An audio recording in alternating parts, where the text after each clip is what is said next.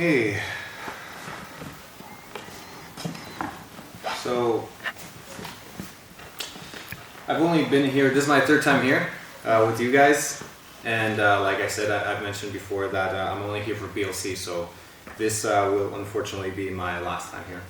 But it was great finding a church. I mean, this is the only base that I found that has an Adventist service.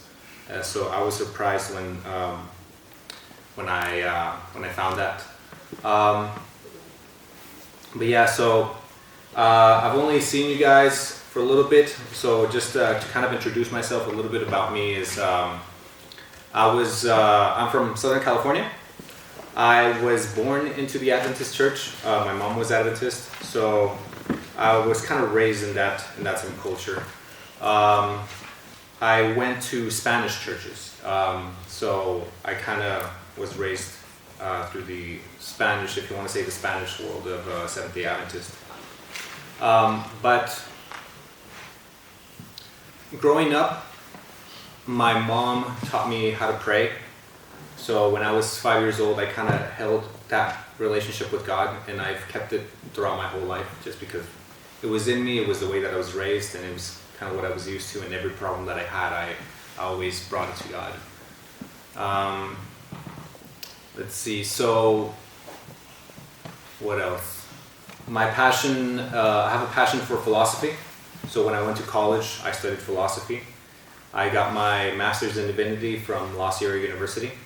When I told that to the chaplain from here, he was like, "Oh, Lost Sierra, do you guys know about that?" So La Sierra University is an Adventist university, but it's in California. So there's like there's this hype about it being like lost to the liberal culture. So he was like, "La Sierra, that doesn't count." But I've read because I've always had a passion for religion ever since I was little, just because of the environment that I grew up in. I've read the Bible 4 times, and because I was reading the Bible so much, I didn't really prioritize reading anything by Ellen White until a little bit later in life. Then I started reading, and I read the Patriarchs and Prophets and stuff, and I finally got around to this book, which is The Great Controversy. Let's see. Growing up, my role models were like Bible characters, so mainly the prophets, like Elijah and Elisha, and hearing their stories and like all the stuff that they went through to do God's will, to do what God had commanded them to do. And in my life, I always wanted to do something like that. So when somebody would ask me, "What do you want to be when you grow up?" I would say, "I want to be an Old Testament prophet." Because it was just so inspiring, like the strength that they needed to have and the faith that they needed to have in order to do that type of stuff, to confront kings and talk about their issues, and they would have to run away because then their lives would be in danger. But throughout all of that, like they had faith. And they still had the strength to do what God had wanted them to do. And God would come through in those situations. So yeah, so that's a little bit about me. I like to read. So you'll hear a lot of that come through. And also when I did my master's in theology, I read a lot. So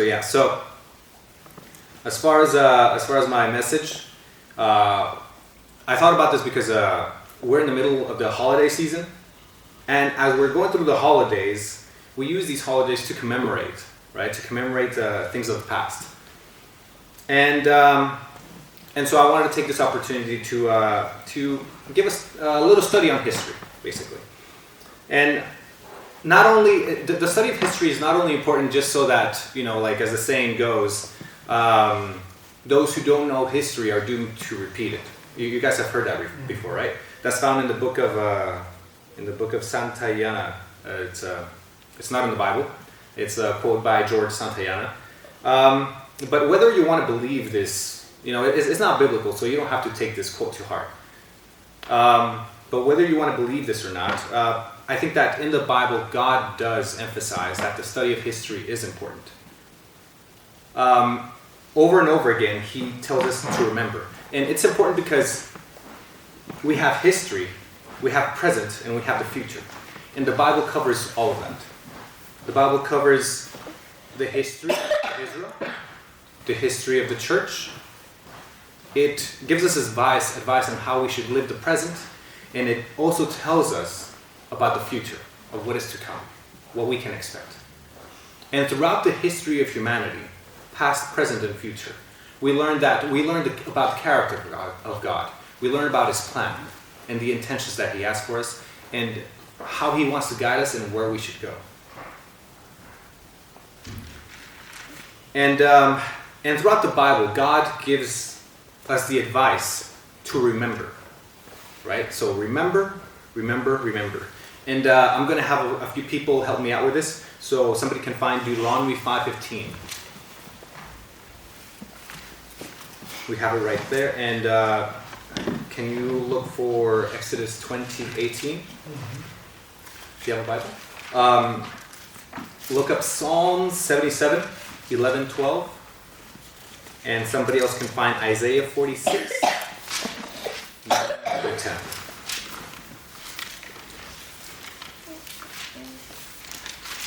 Isaiah 46 what?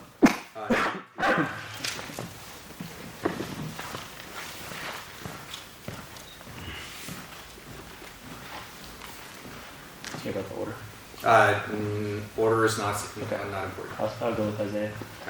Isaiah 46, 9 and 10. Remember the former things of old, for I am God, and there is no other. I am God, and there is none like me, declaring the beginning, or the end from the beginning, and from ancient times, things not yet done, saying, my counsel shall stand, and I will accomplish all my purpose. Remember the things of old. Right? Remember the things of old. He declares the end from the beginning. So here he gives us like the timeline of humanity. And he says that we should keep this in mind. And that his character is revealed, his purposes are revealed in that timeline. Right? Who has another verse? Psalm 77, what? 77, 11, and 12. I will call to mind the deeds of the Lord. I will remember your wonders of old.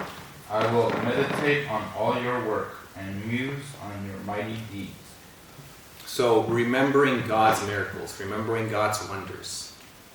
As Christians, and I've discovered this too on my own, that usually if I have a lapse in my spirituality, it's because I haven't made an effort to remember. I've forgotten.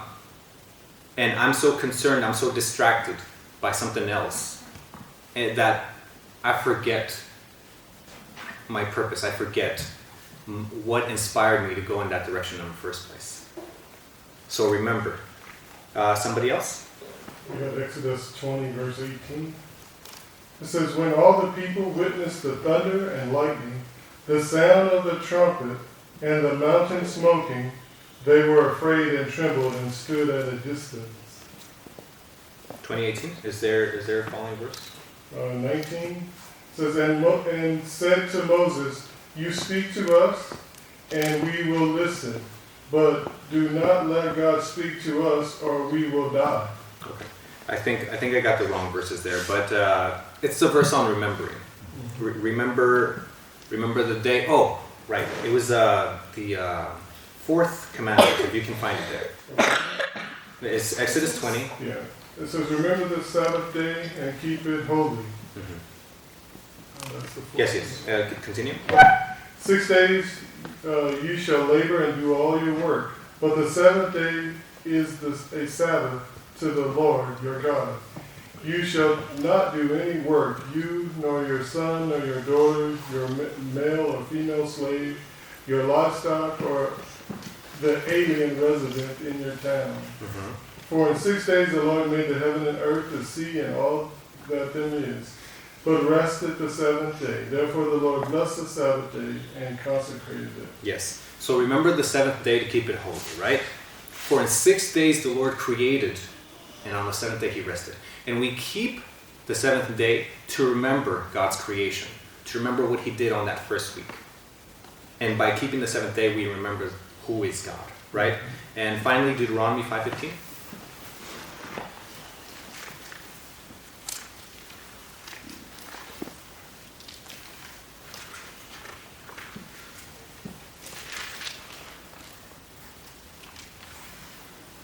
Deuteronomy 5:15 says, "Remember that you were a slave in the land of Egypt, and the Lord your God brought you out from there, and with a mighty hand and outstretched arm. Therefore the Lord your God commanded you to keep the Sabbath day."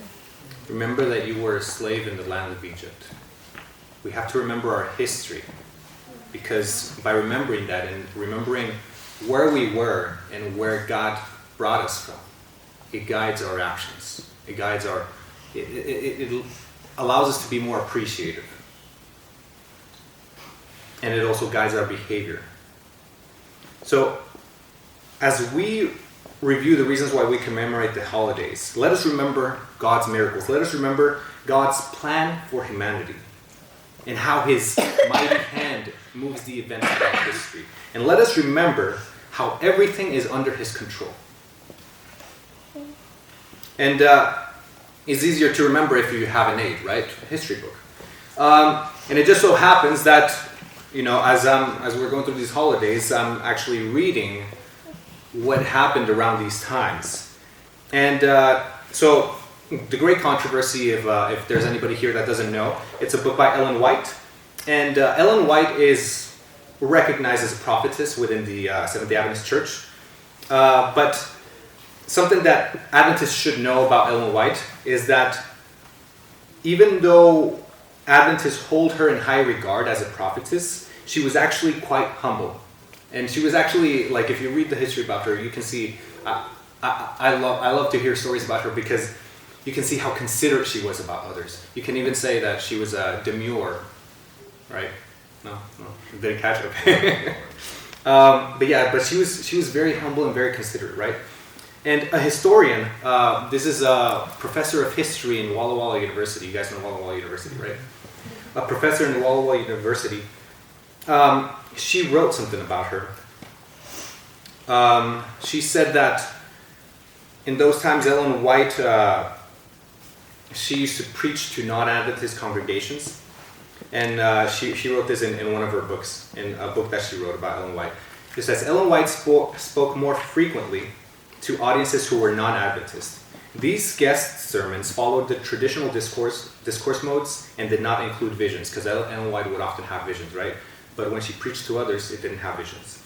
At these appointments, she carefully avoided offending the congregation with sectarian messages, and she refrained from the pointed testimonies she frequently aimed at her fellow church members. Ellen White welcomed the opportunity these Speaking for Race presented to dissipate prejudice against Adventists, because at that time, early Adventism, there was a lot of prejudice against them. And she took the opportunity to clarify some things.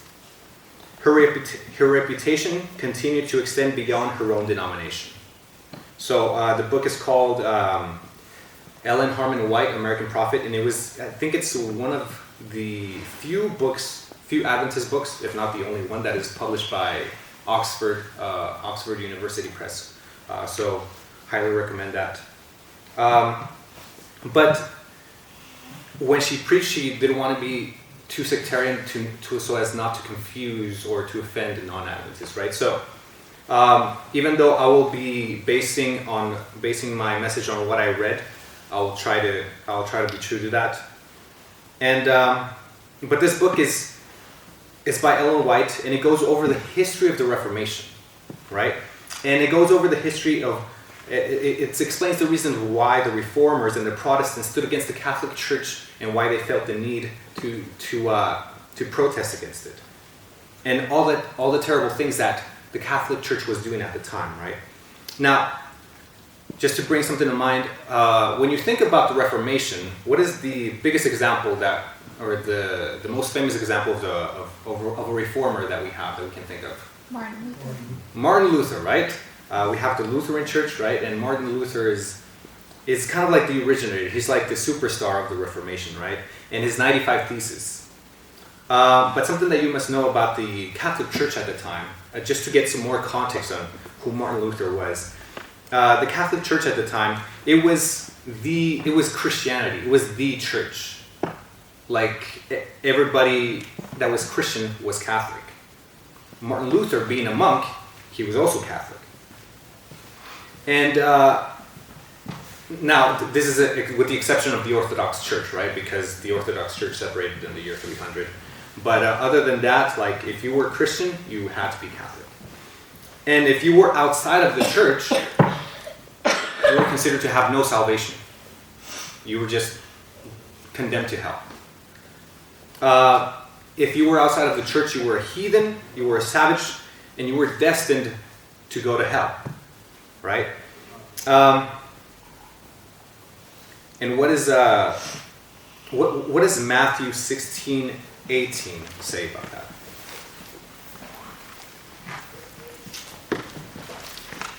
Let's look at Matthew 16:18.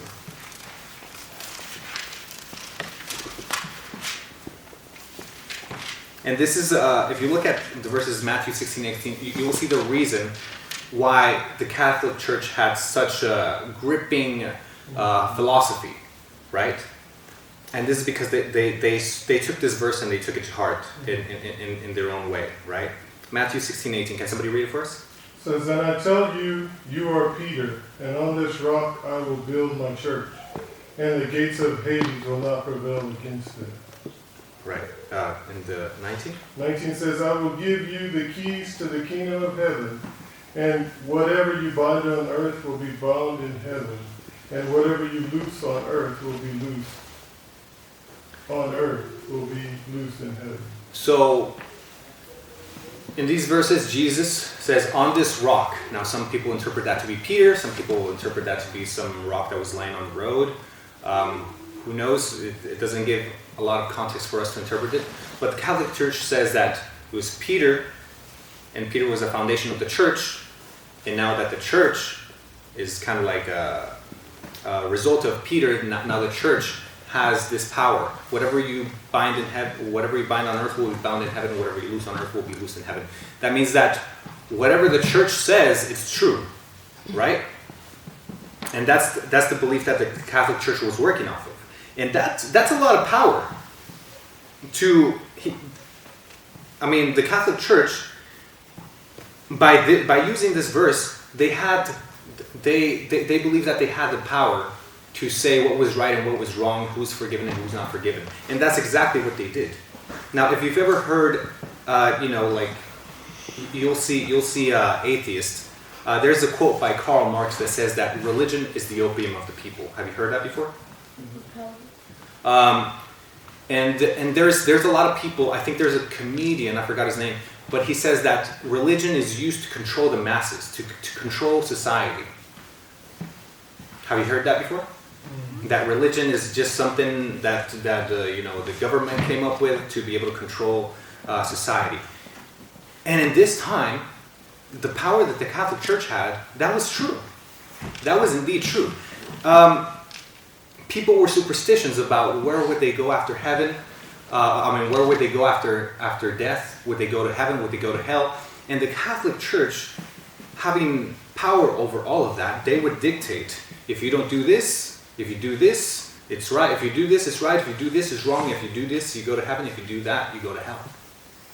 And they had complete control. So they played off of the superstitions of people to manipulate.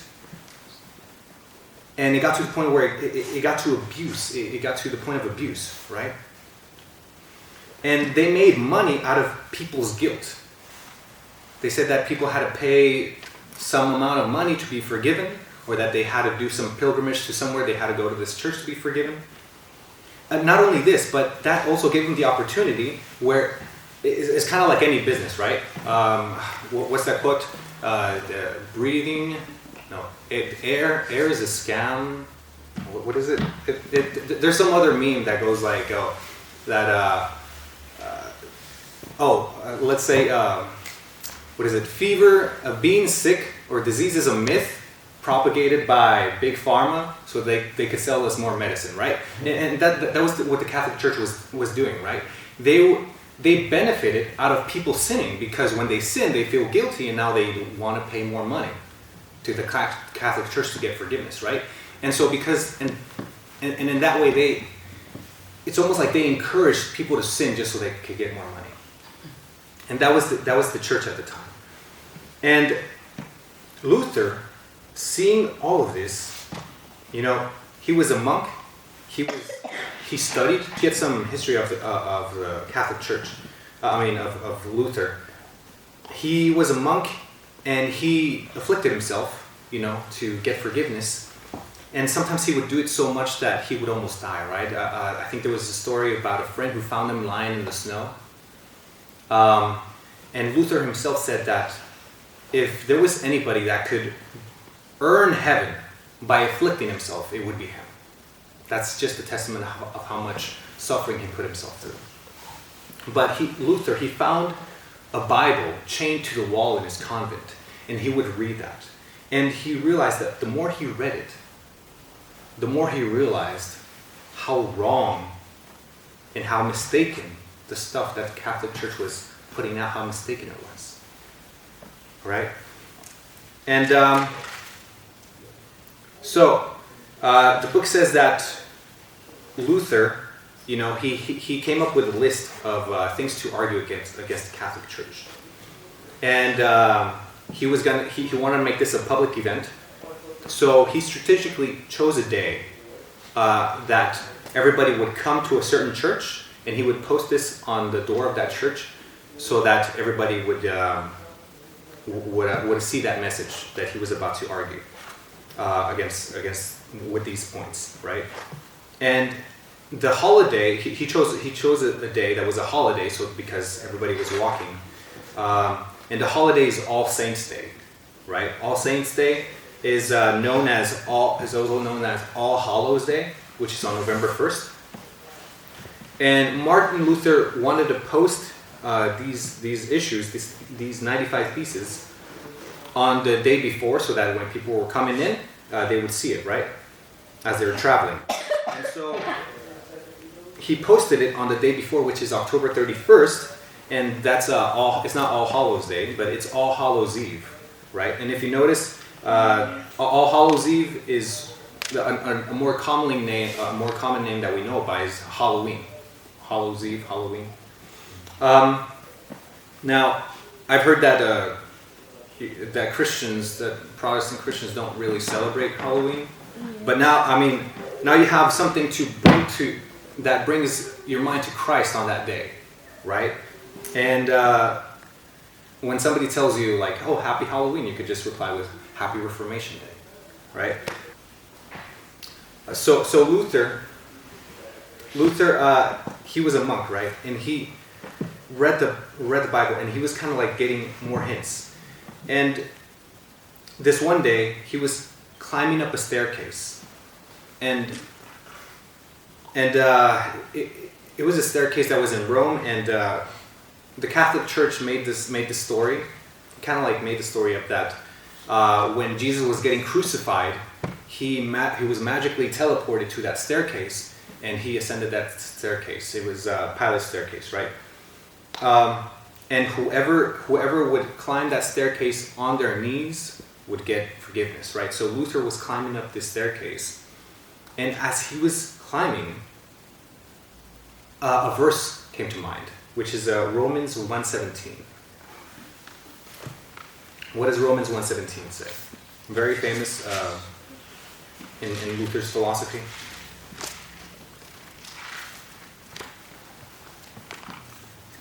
It says, "For in the righteousness of God is revealed through faith, for faith, as it is written, the one who is righteous will live by faith." Yes, so the righteous shall live by faith, right? If you look at Luther's theology, like you'll hear that over and over again. But as he was climbing the staircase, he had that sense. It finally, that's when it finally clicked, right? And from then, that's when he decided, okay, I have to do something about this. But yeah, as I was saying, there's other characters from other countries that stood up against the church about what the church was doing, right? So Luther was not alone in this. William Tyndale from England, he was tied to a stake and strangled to death for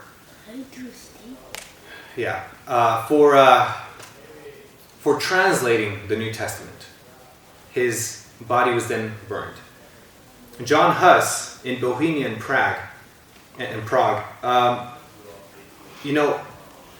he notices the differences between the Bible and what the Catholic Church was doing. And as he was studying this and proclaiming this, one day he was summoned by the Pope. He was requested to appear before the Pope. And when he got that summons, he knew what it meant. He knew that he was going to die. And but before he went, his concern was not that he was going to die, but his concern was that they would convince him to recant, to take back what he said. His greatest fear was that he would recant. There's Menno Simons from Holland. There's Zwingli from Switzerland, and you have to understand that these different uprisings, they weren't orchestrated by the reformers. They happened independently, and sometimes they hadn't even heard of each other or talked to each other at times. A quote from the book, it says, "The doctrine preached by Zwingli was not received from Luther. It was the doctrine of Christ." And here's Zwingli speaking. "If Luther preaches Christ, he does what I am doing. Those whom he has brought to Christ are more numerous than those whom I have led. But this matters not. I will bear no other name than that of Christ." So here he's recognizing, okay, well, he heard about Luther and how Luther was bringing people to Christ, and he heard that Luther had more followers than him, right? But he was like, I'm not going to follow Luther. All I'm doing is preaching Christ. "I will bear no other name than that of Christ whose soldier I am, and who alone is my chief. Never has one single word been written by me to Luther, nor by Luther to me. And why? That it might be shown how much the Spirit of God is in unison with itself, since both of us, without any collision, teach the doctrine of Christ with such uniformity." So he recognized that they were teaching the same thing, even though they weren't talking to each other. So, and you have to understand that, like a lot of the times that people started standing up against the Catholic Church, it was because they read the Bible, simply because they read the Bible. John Calvin, he was from France. He tried again and again. He studied the Bible in the ancient languages that they had at the time, and he tried again and again to get his home country to open up to actually reading the Bible. And after many attempts, at some point he his friends told him that the authorities were looking for him, so that he was going to be arrested, right? Let's see. It says, so Calvin was still in Paris, preparing himself by study, meditation, and prayer for his future labors, and continuing to spread the light. Finally, the authorities determined to bring him to the flames, so that he was going to be burned alive, right? When friends came hurrying to his room with the news that officers were on the way to arrest him, at that instant, a loud knock was heard at the outer entrance. And really fast, the friends detained the officers that were, it says detained, but maybe they stalled them. The officers at the front door. Well, some other friends let him out the window, and he rapidly made his way to the outer parts of the city. And he found shelter in a cottage of a laborer who was a friend, and disguised himself as his friend, as a farmer. And he put a gardening tool on his shoulder, and he started his journey and escaped, right? But John Calvin always wanted to come back to France to try and do that again, right? But and he finally did. Once more, Calvin returned to Paris. He could not even relinquish the hope that France as a nation would accept the Reformation. So he tried. But he found almost every door of labor closed. To teach the gospel was to take a direct route to the stake. And he at last determined to depart to Germany. So he finally gave up and went to Germany. As soon as he left France, a storm burst over the Protestants in France. It meant that the political situation in France had started a persecution against the Protestants of France. And if he would have stayed in France, it would have gotten him too.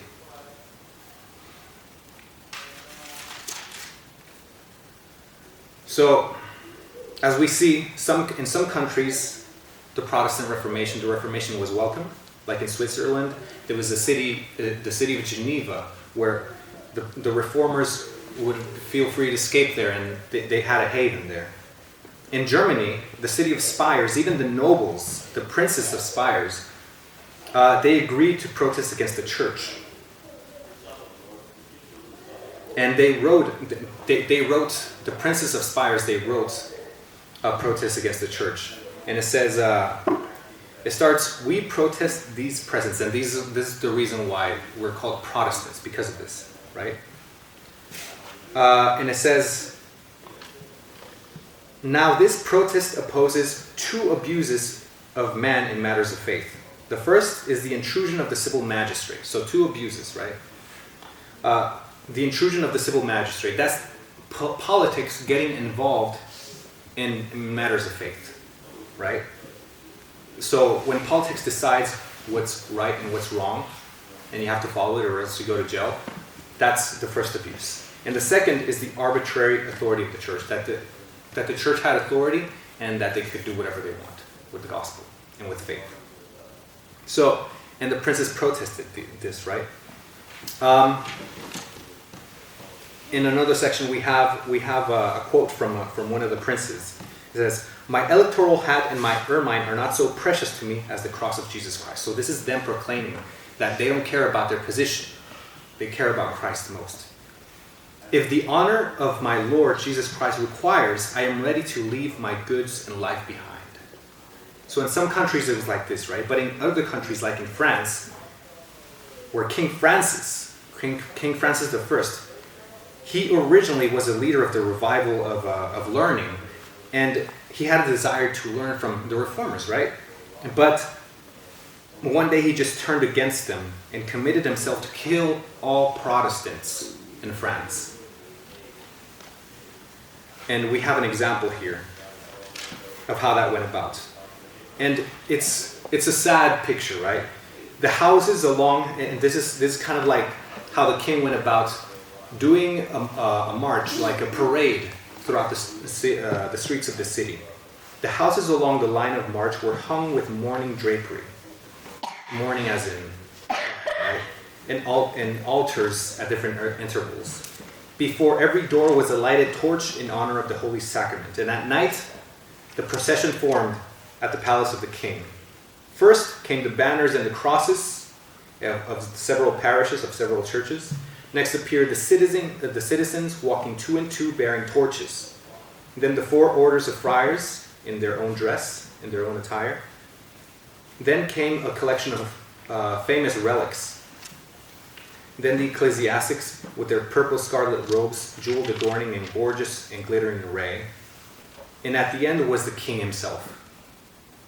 After the host walked the king, Francis I. On that day he wore no crown, no robe of state. His head uncovered, his eyes cast downward, in his hand a lighted taper. In the character of a penitent. So he was repentant, right? But why? He wasn't repentant for the things that were done against the reformers. He was repentant for going against the Catholic Church. And this is a bad sign, right? And he said this, "I am your king. If I knew one of my own limbs spotted or infected with a detestable rottenness, I would give it to you to cut it off. And further, if I saw one of my children defiled by it, I would not spare him." Do you guys see where he's going with this? "I would deliver him up myself and would sacrifice him to God." So he's going to turn in the Protestants. he really believed that the Protestants were blaspheming God. And so they set out to begin the work which they had sworn to do. At short distances, scaffolds had been erected on which certain Protestant Christians were to be burned alive. And they would light up the fire and bring in the Protestants and to be burned alive there. And everybody would be there to witness the executions. Again and again, the processions halted at places of torture. Upon reaching their starting point, back to the royal palace, the crowd dispersed, and the kings and the privileged, they all withdrew, and they were satisfied with a day's work of killing Protestants, and the next day they would do the same. So this was France, right? And to think about what was keeping the faith of these Protestants alive, right? Matthew 5, 10, and 12. What does that say? And can somebody find, somebody on this side, can they find John 15, 20?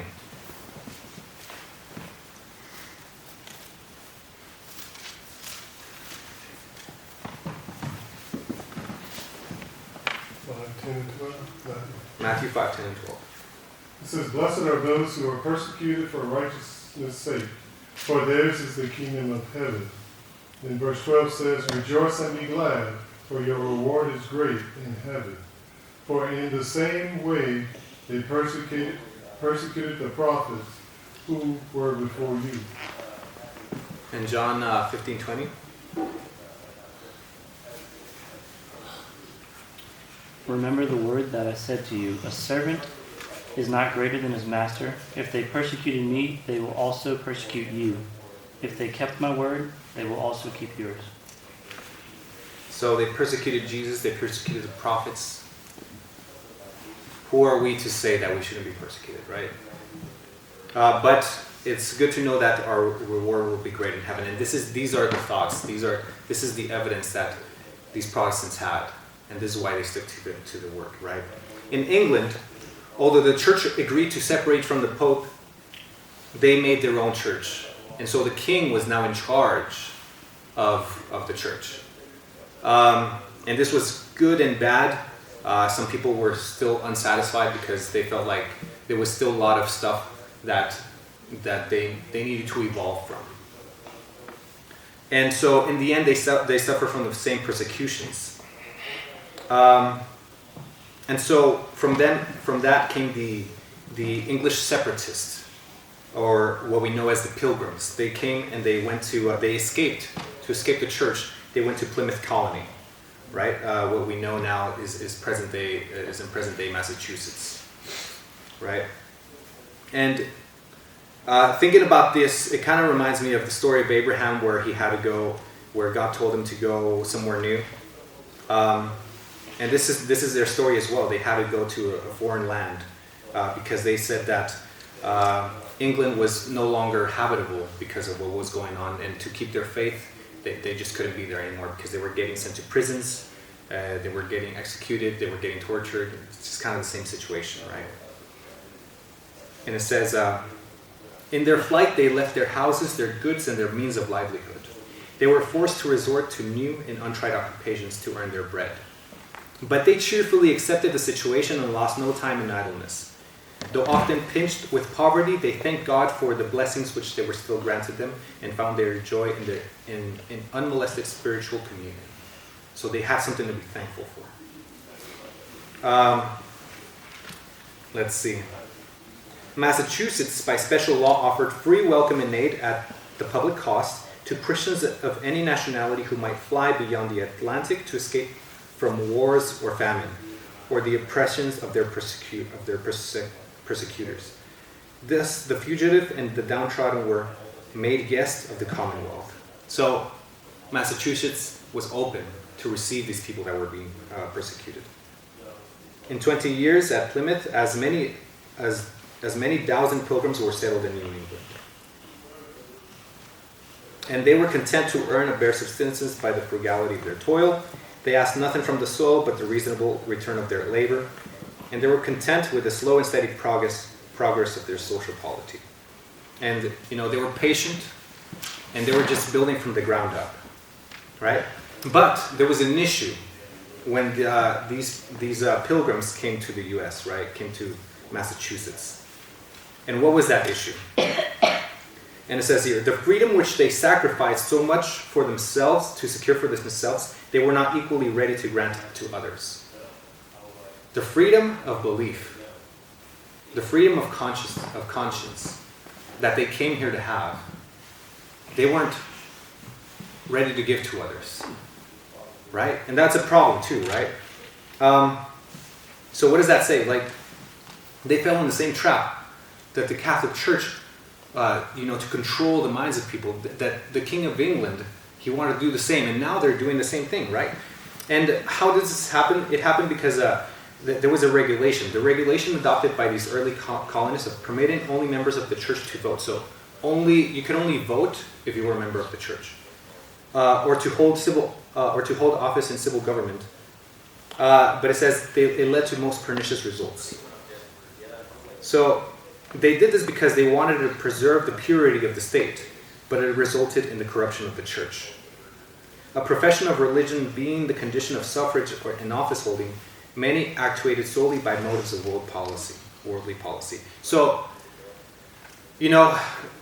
anybody can say, oh yes, I'm Christian, yes, I follow Christ, and if saying that gives me the power to vote or to hold office, I will definitely do that.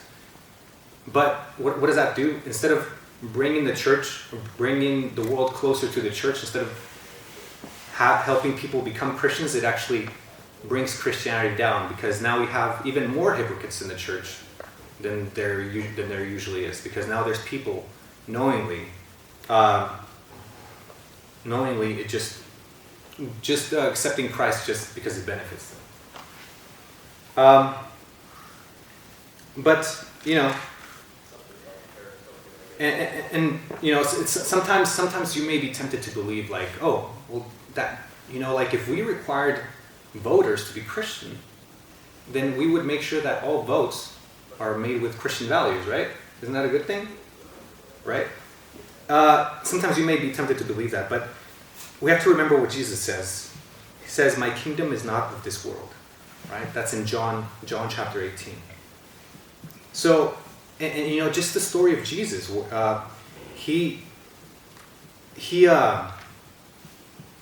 his purpose here on earth, as we heard from the lesson today, it wasn't to establish a worldly kingdom, which is what the Jews believe, which is what the Jews wanted him to do, right? The Jews wanted him to come in and overthrow Rome.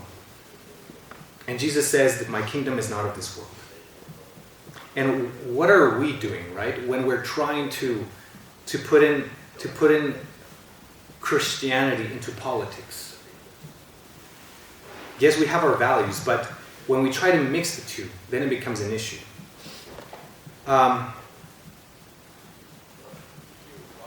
Jesus says, my kingdom is not of this world, right? If we really want to establish a country for God, we should do it through the conscience, not by forcing it.